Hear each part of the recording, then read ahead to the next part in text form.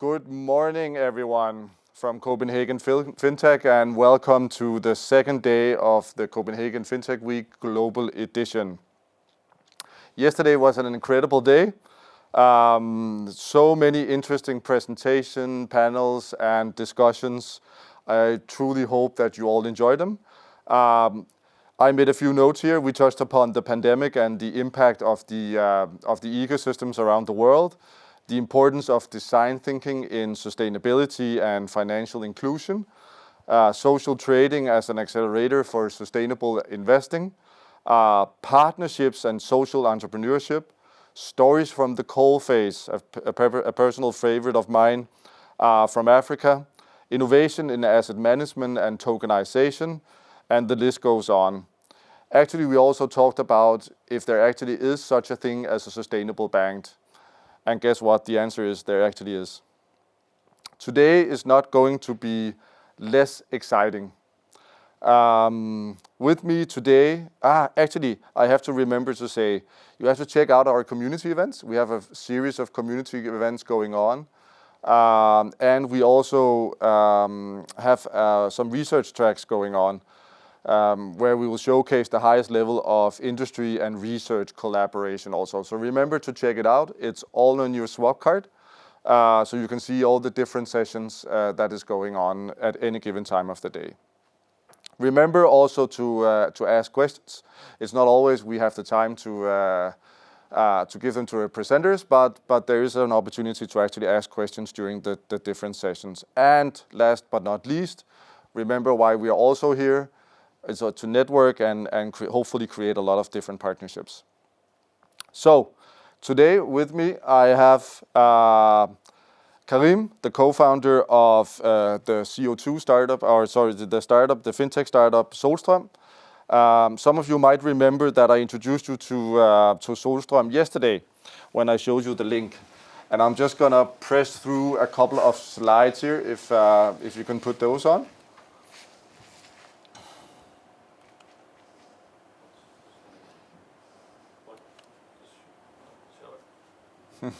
It's in a minute, so don't worry, it's coming. Yeah, exactly. So this one you saw yesterday, and that's why we set out to be a CO2 neutral conference. And this dashboard is created by Solstroem, and with me today I have the co-founder of Solstroem in the chair next to me here. Welcome, Karim. Thanks, Thomas. Thanks for having me. Karim, can you give a short introduction to you and a little bit about your background? Okay, I grew up in Africa, in North Africa and Morocco, with a Danish mom. Came here a bit later, started studying, but kept a certain affinity, which we will unpack as we talk here, to the developing world. So this is also reflected in this. My background is in business. I have a business degree from Copenhagen Business School, and I also did a PhD in computer science from the Department of Computer Science here in Copenhagen, looking at blockchain technology and distributed ledger. And I know you have a very entrepreneurial mindset, right? So it's not your mindset, it's not your first startup, right?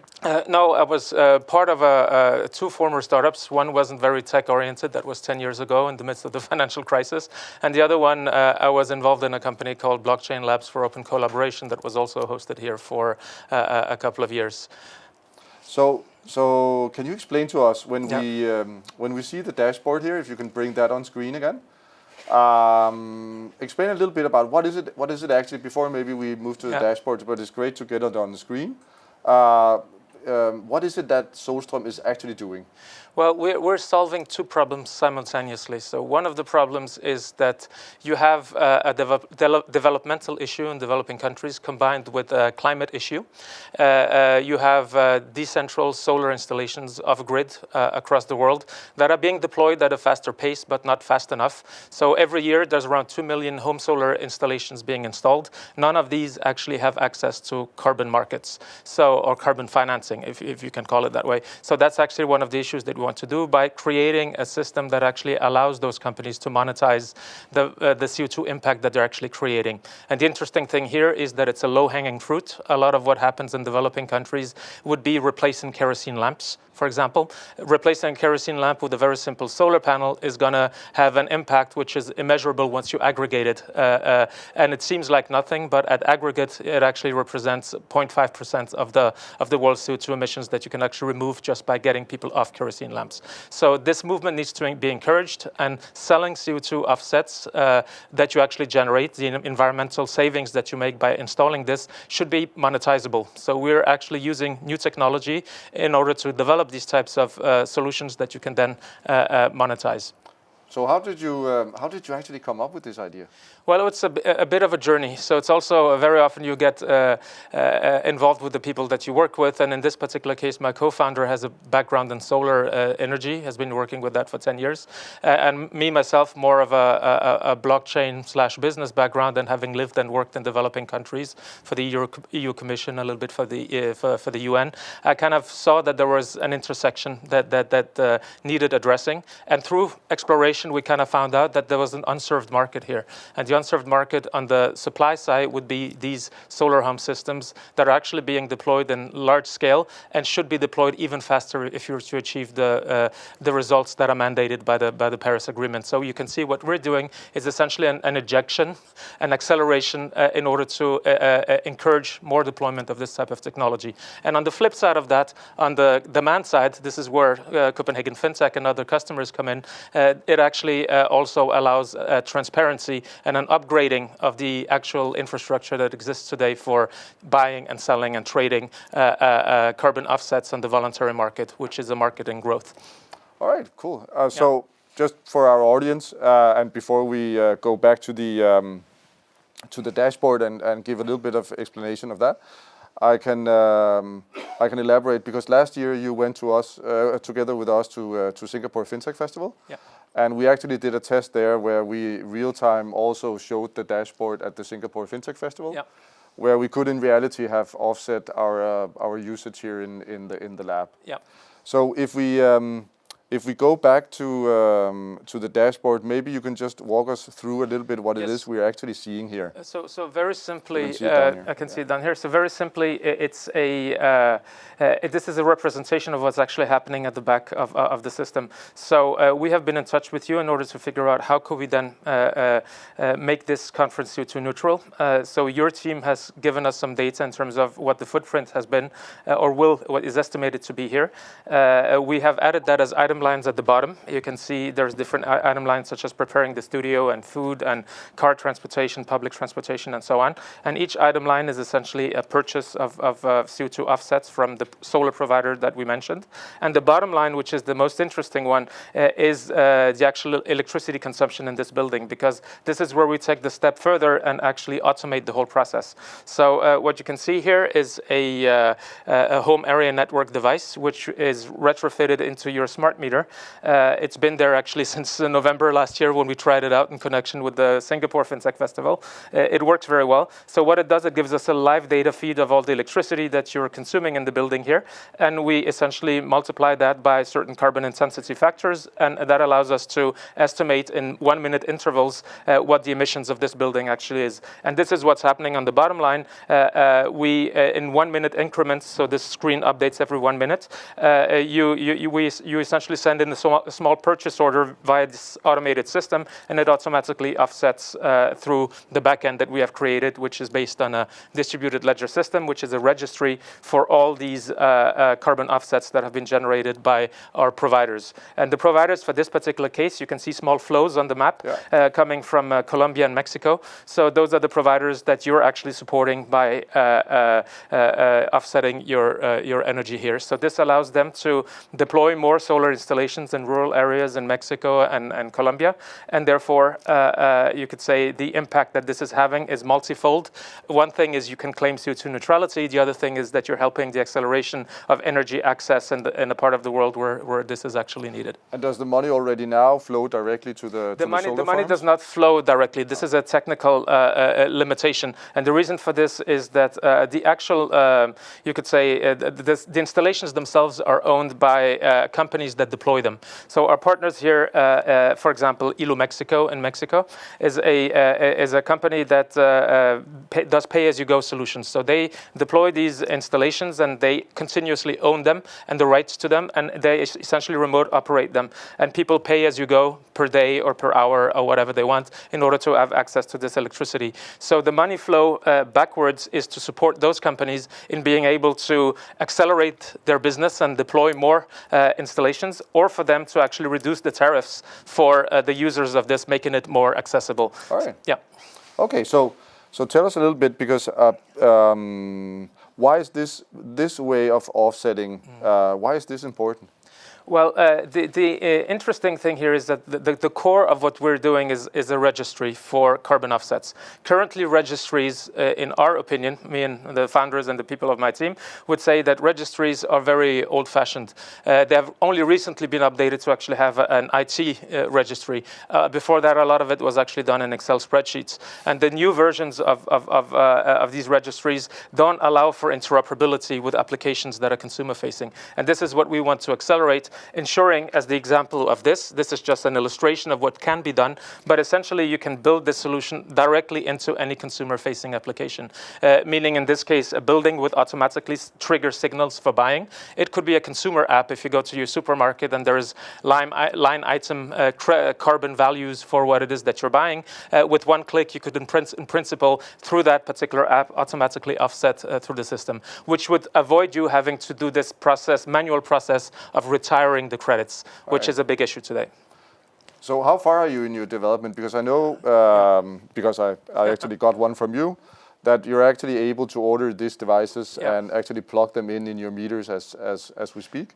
But how far are you in your development, and what's kind of the long-term vision? Where do we want to take this? So far, we have built most of it, and we're actually launching it today. So this is the first actual live transaction with where there's going to be money flow going to those people. And congratulations to you, and thank you for actually having us here. But the level of technology is that most of it is built. The UI needs some improvement, and the next steps that we actually want to do is to have partnerships with applications that are consumer facing, so that we can actually embed this into something which already works in the space of carbon tracking and carbon monitoring.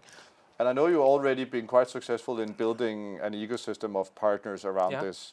So can you elaborate a little bit on that? Well, currently a lot of our partners are on the supply side of things. So we recently joined the GOGLA, which is the industry organization for off-grid solar. And through that, we have a lot of partnerships with some of those companies that are then joining the system in order to use it. We are also going to integrate with a software company, which is the software that is used to monitor a lot of these home systems around the world, so that people who are actually using a system that happens to use the software can automatically plug in this way. So it's essentially a funnel that we want to create. And now maybe taking a little bit different direction, but I remember that in the Danish newspapers not so long ago, there was a series of articles around fraud with CO2 offsetting contracts. Yes. What was that about? Well, and is that is that this system also preventing that kind of stuff? We would claim yes, and in order, just as a side note, in order to ensure that people can trust what it is that we're doing, we are in the process of getting third-party verified. So by October 1st, the plan is that everything that happens on this system will be verified by DNVGL as an industry player that works with standardization and ISO work and that sort of stuff. Mm-hmm. So they're looking into the way that this would actually operate. And sorry, I forgot the first part of your question. So the cases, yes. So those cases would typically be issues of companies wanting to be CO2 neutral, but they go about it by accidentally in most cases, some cases maliciously, but often they would invest in projects which do not deliver what they claim. So forestry projects that never really manifest themselves are actually trees that are planted which are not cared for and then die off, or sometimes they'll happen to buy something which was actually sold twice to two different customers. So this kind of automation that we have into our system and allowing an automated retirement of the offsets would make it impossible for you to double spend anything which is in this registry. So there is much more trust essentially built into this, and everything will be quantitative and measurable throughout the supply chain. So there might be some in the audience that are thinking, okay, so that sounds really cool, but what's actually the business model here? So how do you envision that? Well, the business model right now is that we're essentially transforming the way verification and works in the carbon industry. So today, if you're a solar provider, or let's say very little solar is actually on this type of systems, but let's say you run a forestry project or something else, you would typically have to sink a lot of money up front before you can get a verification. It would take you 2 years. It's very cumbersome and complicated, and you don't really have the cash to do that because you're doing something else. So for us, what we're trying to do is to make this accessible so people can join in simply by connecting to us. We have a due diligence process, obviously, but once you're onboarded, you essentially only pay once we sell or the transactions going through and people actually buy these offsets. So it's a brokerage fee that we take afterwards, after the actual selling takes place. And we try to incentivize all partners involved in this to take an active part in spreading the word and selling it, and there's a commission structure also built into the pricing model. All right. So what are you looking for right now in order to actually take it to the next level? So is it investments, is it partnerships, both? What are you looking for? Well, both. But the last 6 months have also taught us to be selective, or to actually stick with the core of what this is. And although we try to materialize all this in a fashion that is somehow understandable for people, it's a niche product. And for yes, we think with the right amount of capital injection, this could actually scale quite considerably. Some of the money would be needed for further tech development, but a lot of it would actually be for marketing and actually opening access to these markets where people will be on the purchasing side of things. And as a side note, maybe to end up, I think what's important to say is that voluntary carbon markets are actually going to scale tremendously over the next years. As recently as 2 weeks ago, there was this task force on voluntary carbon markets that was launched with spearhead figures, former governor of the Bank of England, and a lot of industry players from Shell and BP and BNP Paribas and what have you. So a whole bunch of people. And what they estimate would be that at least this market is going to get multiplied by 16 in the coming years. Some people even estimate that it's going to get multiplied by 150 before it can actually be capable of delivering the supply that is going to be needed for all the companies that over the past years and also going forward make all these sustainability claims about wanting to be CO2 neutral by 2030, 2050. So all this is going to require a component of offsetting. Of course, reduction is the best. That's what people have to do. But you cannot offset or reduce everything. So offsetting is always going to be a component, and that needs to be transparent. That needs to be built on an infrastructure that actually allows the proper flow of money to where it's actually needed. So yes. Awesome. So if anyone's in the audience are more curious for the solution, maybe even want to invest or partner up, I know you can be found on the platforms, website platforms. So please reach out to Karim. We will be back in around 5 minutes with the first keynote from Chris Crespo. Chris is going to let us in on what we also very much believe that very much of the future can actually be observed in what's going on in fintech in Asia right now. So see you back in around 5 minutes.